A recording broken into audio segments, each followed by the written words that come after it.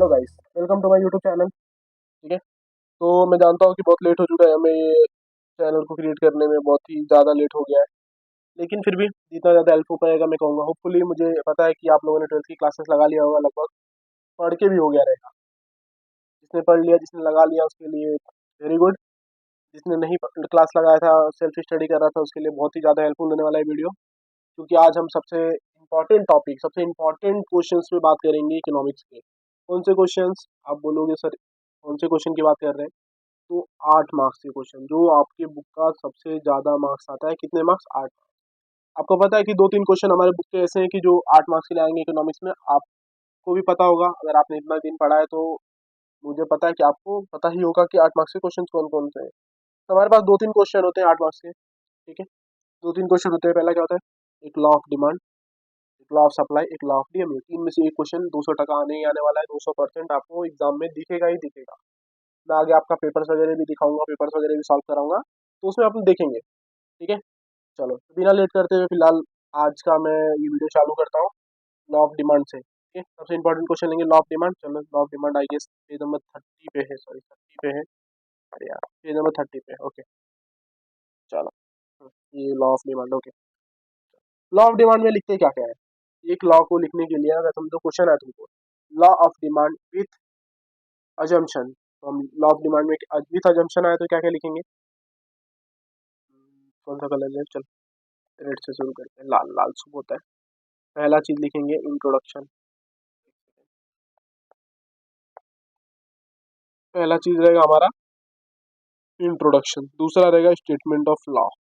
दो चीजें लिखना पड़ेगा हमें। फिर तीसरा रहेगा अजम्पशन, अजम्पशन लिखना पड़ेगा हमें। उसके बाद थोड़ा सा नीचे आ जाओ, फिर क्या? Demand schedule. ठीक है। डिमांड स्केड्यूल अपने को ड्रॉ करना पड़ेगा, उसके अंदर ग्राफ और उसका ग्राफ बनाना पड़ेगा स्केड्यूल के साथ साथ, उसको एक्सप्लेनेशन भी करना पड़ेगा। इतना हो गया तुम्हारा law of demand with assumption. हाँ, इफ अगर एक्सेप्शन भी पूछ लिया तो उसमें हमको एक्सेप्शन भी लिखना पड़ेगा। ठीक है। उसमें हमको एक्सेप्शन भी देखना पड़ेगा।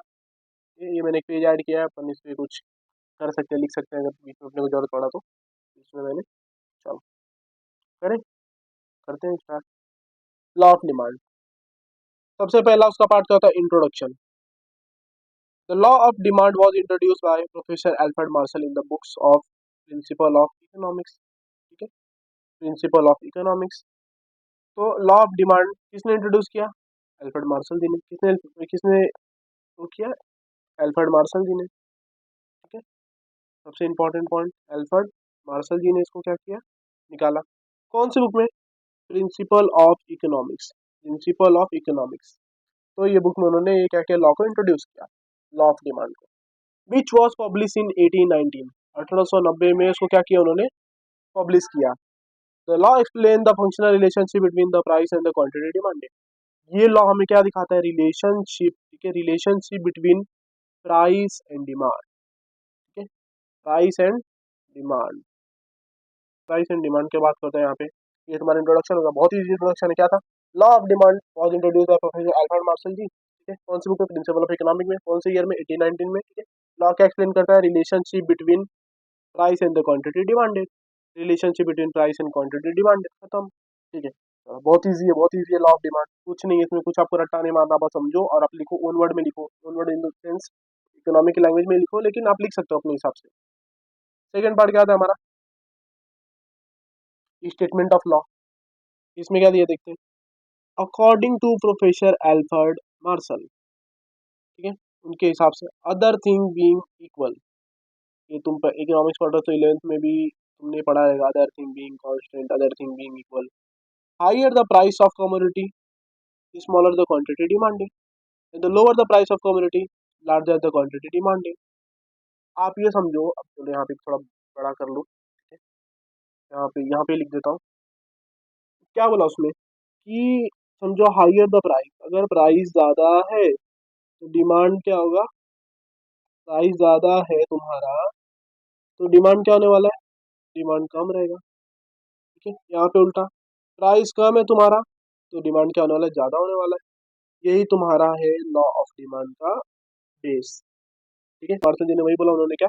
Higher the price of commodity. ठीक है, higher the price of commodity, smaller the quantity demanded, and the lower the price of commodity, further the quantity demanded. Clear है कि अगर प्राइस ज़्यादा रहेगा तो क्या होने वाला है, डिमांड कम होने वाला है, प्राइस कम रहेगा तो डिमांड ज़्यादा होने वाला है। चलो ये हो गया तुम्हारा उसका like statement of law. In other words में भी कुछ चीज़ें यहाँ पे उन्होंने बताया है, अदर वर्ड्स में भी कुछ चीज़ें बताया उन्होंने, क्या बताया?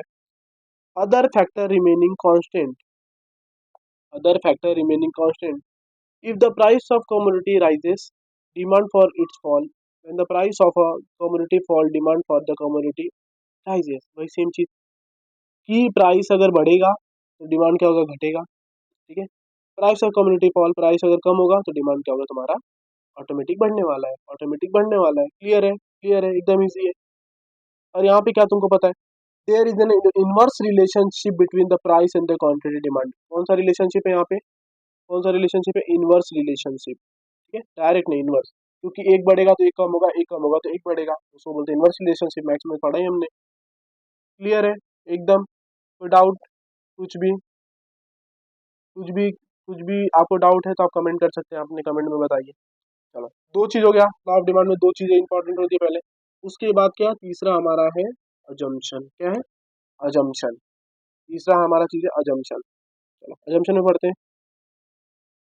The law of demand based on following assumption. Assumption का मतलब होता है धारणा है, क्या बोल सकते हैं हम लोग हिंदी में, धारणा है, मतलब कुछ चीजें हमको माननी पड़ेंगी। अजम्पशन में कुछ चीजें हमको माननी पड़ेंगी कि हाँ ये चीज हम मानेंगे तभी ये लॉ क्या होगा, ट्रू होगा। अगर वो चीजें हम नहीं मानेंगे, अज्यूम नहीं करेंगे, अजम्पशन नहीं रखेंगे तो लॉ क्या हो जाएगा, गलत हो जाएगा। ठीक है, लॉ को सही करने के लिए कुछ अजम्पशन बनाए, किसने बनाया, अल्फ्रेड मार्शल जी ने। तो कुछ अजम्पशन देखते हैं हम। पहला अजम्पशन क्या हमारा, constant level of income, constant level of income पहला हमारा अजम्पशन है। चलो देखते हैं। If the law of the demand is to find true operate, then consumer income should be remain constant. If there is a rise in income, people में demand more at the given price.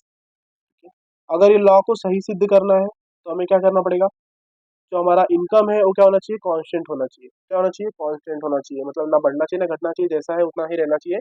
क्योंकि सीधी सी बात है, income ज्यादा demand ज्यादा, income कम demand कम। ठीक है, तो ये लॉ को सीधा प्रूव करने के लिए, इनकम अगर किसी का ज्यादा है तो डिमांड उसका ऑटोमेटिक क्या होने वाला है, ज्यादा होने वाला है। इनकम कम हो जाएगा तो डिमांड ऑटोमेटिक कम हो जाएगा। तो इनकम क्या है, इनकम इसका एकदम बेस है।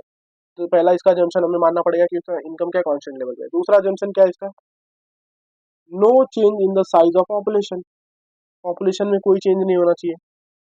It is assume that the size of population remain unchange, any change in the size and the composition of population of the country affect the total demand of the product.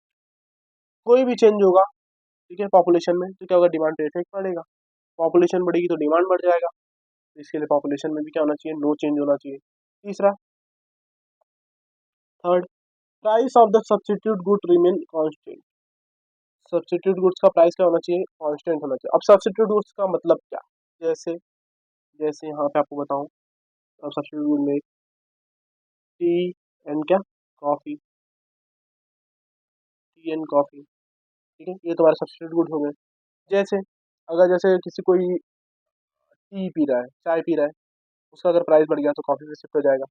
तो वो भी होना चाहिए कि price of substitute remain constant, दोनों का price भी क्या होना चाहिए, कांस्टेंट होना चाहिए, ना बढ़ना चाहिए ना घटना चाहिए। It is assume that the price of substitute remain unchanged. Any change in the price of substitute good will affect the demand for the commodity. Demand for the commodity. मतलब अगर उसके same same product, same same quantity वाला, same same quality वाला product है अगर तुम्हारे पास, अब चाय है, चाय की जगह पर ये आ गया हमारा कॉफ़ी, जिसका प्राइस कम होगा उसका डिमांड ज़्यादा हो जाएगा। तो इसकी वजह से सब्स्टिट्यूट गुड के प्राइस भी क्या होने चाहिए तुम्हारे, कांस्टेंट होने चाहिए। क्लियर है, चलो नेक्स्ट पॉइंट पे। Fourth, price of complementary good remain constant.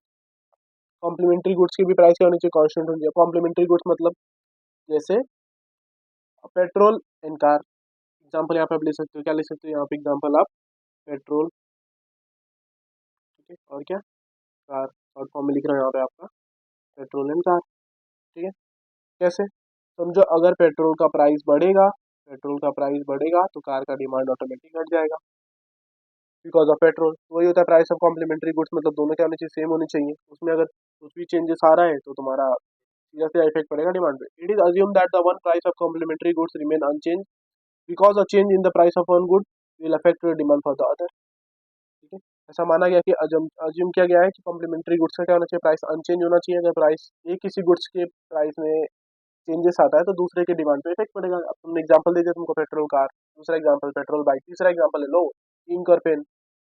Pen, अगर इंक का प्राइस बढ़ रहा है तो पेन की डिमांड घटेगी। ठीक है, अगर पेन का प्राइस बढ़ रहा है तो इंक की डिमांड घटेगी। तो कॉम्प्लीमेंट्री गुड्स क्या होना चाहिए, उनका प्राइस क्या होना चाहिए, कांस्टेंट होना चाहिए, no change in the complementary goods price. No expectation about a future change in the price. कोई भी एक्सपेक्टेशन अगर फ्यूचर के बारे में हो गया तो आज की डिमांड पे इफेक्ट पड़ेगा। जैसे जैसे जैसे तुम बोलोगे, समझो यहाँ पे यहीं पे लिख लेता हूँ बगल पे। समझो, अब क्या तुमको मैं बोलना चाहता हूँ, क्या सबसे ज्यादा क्या, ओनियन, ओनियन ONION बराबर है स्पेलिंग। ठीक है, ओनियन, ओनियन का प्राइस अगर आज क्या है, कम है, क्या है आज कम है, तो आज मैं सोच रहा था मैं जाके 5 किलो खरीद लूँ। कितना किलो खरीद लूँ, 5 किलो। मैं रास्ते में जा रहा था, ठीक है, मुझे किसी ने बोल दिया कि ओनियन का प्राइस कल कम होने वाला है, आज क्यों ले रहे हो 5 किलो। मैं क्या करूँगा, 5 किलो लूंगा क्या, तो कल आज क्या करूँगा, मैं 1 किलो लेके घर आ जाऊंगा और सोचूंगा चलो कल कम होगा तो कल मैं बचा कुचा जो अपना सोचा था 4 किलो ला के रख लूंगा घर पे। तो ये होता है फ्यूचर चेंज, फ्यूचर एक्सपेक्टेशन।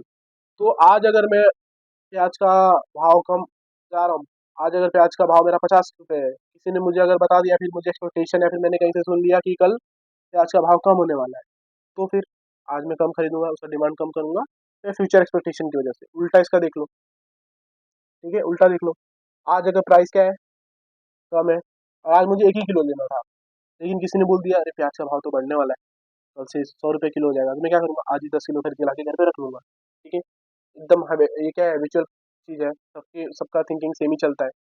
तो ये चीजें होती है, तो उसको बोलते हैं future. No expectation about a future change.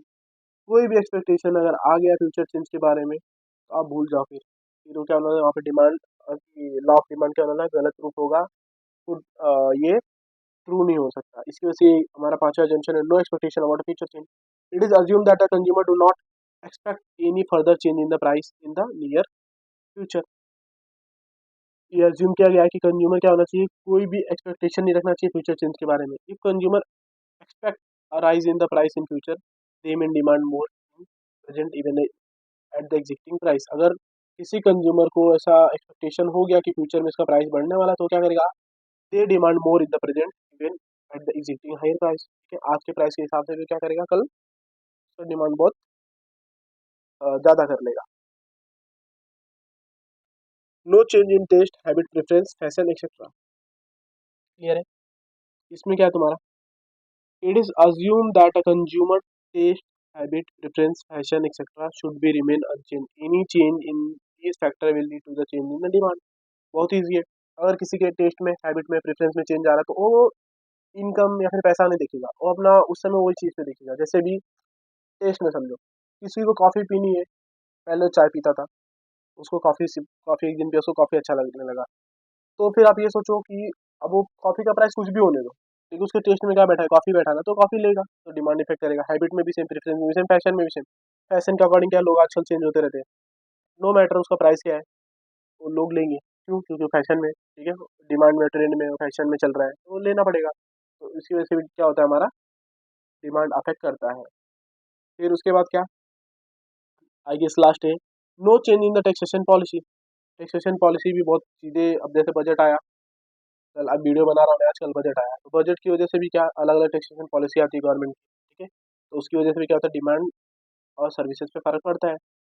Taxation policy of the government has a great impact on the demand for the various goods and the services. ठीक है, बहुत चीज़ों पे ये क्या करता है, इफेक्ट करता है। ठीक है, क्लियर है। तो हमने अभी तक क्या कर लिया, एक लॉ के अंदर हमें पहला इंट्रोडक्शन लिखना पड़ता है, दूसरा स्टेटमेंट ऑफ लॉ लिखना पड़ता है, तीसरा हमारा अजम्पशन रहता है। ठीक है, अजम्पशन में हमने 7 अजम्पशन देखा, आप 6 कर लो, बहुत अच्छा है, जो आपको पसंद आ रहा है उसमें से 6, बहुत ईजी है। फिर उसके बाद ये 3 चीज़ों के बाद चौथा आपको क्या है, डिमांड स्केड्यूल बनाना पड़ेगा। डिमांड स्केड्यूल बहुत ईजी है, डिमांड स्केड्यूल कोई इसमें टफ नहीं है। जैसे अब यहाँ पे देखो क्या दिया है, price of commodity of x, यहाँ पे क्वांटिटी डिमांडेड इन केजी। ठीक है, कि समझो अभी यहाँ पे किसी चीज़ का एग्जांपल लो, मैंगो का ले लो, आम का ले लो, आम का प्राइस कितना था, 50 रुपये था, तो कितना डिमांड मैंने किया है, 1 किलो। अब वो 50 रुपये से घट के कितना हो गया 40 रुपये, तो डिमांड कितना हो गया मेरा 2 किलो। उससे घट के कितना हो गया 30 रुपये, कितना डिमांड हो गया 3 किलो लेके आया मैं। अब 20 रुपये किलो हो गया, मैं कितना लेके आया 4 किलो लेके आ गया। 10 रुपये किलो हो गया तो मैंने कितना खरीद लिया 5 किलो खरीद लिया। क्लियर है, क्या दिख रहा है तुमको इसमें कि जैसे जैसे प्राइस तुम्हारा कम हो रहा है वैसे वैसे डिमांड तुम्हारा क्या हो रहा है, बढ़ रहा है। क्लियर है, जैसे जैसे प्राइस तुम्हारा कम हो रहा है वैसे वैसे तुम्हारा डिमांड क्या हो रहा है, बढ़ रहा है। यही है डिमांड स्केड्यूल, जो तुमने ऊपर पढ़ा है उसी के बेस पे अपने को बनाना है। आप जरूरी नहीं है कि आपके साथ 5 बनाओ, आप तीन तीन तक एग्जाम्पल ले लो। अब ग्राफ में आप 3 तक शो कर दो तभी भी चलेगा, 5 करोगे तो वेरी गुड। चलो, तो ये अपना डिमांड स्केड्यूल बनाना है अपने को। बनाने के बाद उसको थोड़ा सा एक्सप्लेन करना पड़ेगा। एक्सप्लेन क्या, उस टेबल में जो तुमने किया उसी चीज को ओन वर्ड में लिखो आप। इसमें लिखो ओन वर्ड में, देखिए क्या लिखो बुक में कैसा दिया है, आप उसके अकॉर्डिंग आप कर सकते हो। When the price of commodity X is 50 rupees, quantity demand is 1 kg। जब प्राइस 50 रुपये था, ठीक है, जब प्राइस कितना था, जब प्राइस 50 रुपये था तो डिमांड कितना हुआ 1 किलो का। क्लियर है, ठीक है। When the price fall from 50 to 40, जब प्राइस 50 से 40 का आ गया तो डिमांड कितना हो गया 2 किलो का। ठीक है, similarly at the price of 30, quantity demand में 3 kg, 30 पे आ गया तो उसका डिमांड कितना हो गया, डिमांड कितना हो गया 3 किलो। 20 पे आ गया तो कितना हो गया, 20 से 10 पे आया तो 4 से 5 किलो हो गया। जब 20 से 10 पे आ गया तो कितना 5 किलो खरीदने लगे। ये तुम्हारा एक्सप्लेनेशन हो गया। अब इसके नीचे देखो क्या देख रहा है तुमको, the as the price of the commodity fall the quantity demanded rises. ठीक है, हमने जैसे पढ़ा है, अगर प्राइस कम होगा तो डिमांड क्या होना, ज़्यादा होने वाला है। इन the price of the commodity rises the quantity demanded fall, price बढ़ेगा तो डिमांड कम हो जाएगा। This show the inverse relationship between the price and the quantity demand, जो हमने ऊपर पढ़ा था। Relationship price and quantity demanded inverse relationship है। कौन सा रिलेशनशिप है, इनवर्स रिलेशनशिप है, तो वही यहाँ पे बताया गया है। क्लियर है, चलो आप इतना कर लोगे, डिमांड स्केड्यूल बनाओगे तो उसी चीज़ को हमको ग्राफ में कन्वर्ट करना पड़ेगा। किसको, इसी चीज़ को। अब देखो यहाँ पे थोड़ा सा ग्राफ को मैं बड़ा करता हूँ।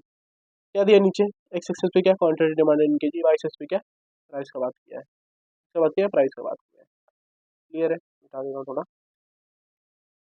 चलो चलो, क्वांटिटी डिमांडेड किस में था, 1 kilo 2 kilo 3 kilo 4 kilo 5 kilo. Clear है, रुपीज़ में क्या था 10 20 30 40 50। चलो, तो हम ऊपर थोड़ा सा आते हैं, स्केड्यूल पे आते हैं। क्या था, जब 50 रुपये उसका प्राइस था तो कितना डिमांड किया 1 किलो। यहाँ पे देख लेते हैं हम, जब उसका प्राइस 50 रुपये था। क्लियर है, जब उसका प्राइस 50 रुपये था डिमांड कितना हुआ, डिमांड कितना हो गया 1 किलो हो गया। एक पॉइंट यहाँ पे बन गया मेरा। दूसरा, जब उसका प्राइस 40 रुपये हुआ तो डिमांड कितना हो गया मेरा, बढ़ के 2 किलो हो गया। जब उसका प्राइस 30 रुपये हुआ तो डिमांड कितना हो गया उसका 3 किलो। 20 रुपये हुआ तो 4 किलो, 10 रुपये हो गया तो 5 किलो। ये तुम्हारा डिमांड क्या हो रहा है, जैसे जैसे प्राइस कम हो रहा है डिमांड तुम्हारा घट रहा है। क्लियर है, दिख रहा है आपको। फिर इसी लाइन को मैच किया, इसी लाइन को हम बोलते हैं डी कर्व बोलते हैं इसको। आप ये बना लोगे ग्राफ, उसके बाद आपको इसको थोड़ा सा एक्सप्लेन कर देना अपने ओन वर्ड में। क्या एक्सप्लेनेशन दिया है देखो यहाँ पे, x axis represent the demand for the community, जैसे हमको ग्राफ में दिखा वहाँ पे क्या, एक्स एक्सेस क्या दिखा रहा है, डिमांड फॉर कम्युनिटी, और वाई एक्सेस क्या दिखा रहा है, प्राइस दिख रहा है। वो लिखो second line, Y axis represent the price of community. ठीक है, यहाँ पे डी डी जो डिमांड कर्व था तुम्हारा क्या, which slope downward from left to right due to an inverse relationship between the price and the quantity demand. दिख रहा है यहाँ पे, डी डी कर्व क्या हो रहा है तुम्हारा, लेफ्ट से राइट की तरफ क्या है, डाउनवर्ड जा रहा है। तो वही उसने बोला उसके अंदर एक्सप्लेनेशन में। इजी, कुछ इसमें टफ लगा आपको, मेरे हिसाब से तो कुछ टफ नहीं था, बहुत इजी है, लॉ ऑफ डिमांड। और ये कितने मार्क्स से लाता है, फिर से मैं याद दिला दूं कितने मार्क्स से लाएगा ये, आपको 8 मार्क्स के लिए आने वाला है। सबसे इंपॉर्टेंट क्वेश्चन है ये आपका 8 मार्क्स के लिए। क्लियर है, कोई डाउट इसके अंदर, कोई डाउट नहीं ना। फिर से एक बार बता दूं, पहले इंट्रोडक्शन लिखना है, दूसरा आपको स्टेटमेंट ऑफ लॉ लिखना है, तीसरा आपको अजम्पशन लिखना है, चौथा आपको डिमांड शेड्यूल बनाना है, फिर उसका ग्राफ बनाना है, उसको एक्सप्लेन करना है, खत्म। ये आपका 8 नंबर का काम हो गया। और इसमें आपको मार्क्स मिलता है, बहुत अच्छा मार्क्स मिलता है 8 में से। बहुत अच्छा लिखोगे सब कुछ तो 8 में से 8 भी मिलता है, या फिर आपको 7 मार्क्स तो ईजिली निकलता है इसमें। ठीक है, तो आपका बोलते हैं ना 8% ऑफ मार्क्स, या फिर 80 मार्क्स का पेपर है, 10% ऑफ मार्क्स आपको एक ही क्वेश्चन मिल जाएगा। एक ही क्वेश्चन आपको 10% दिला देगा इकोनॉमिक्स में।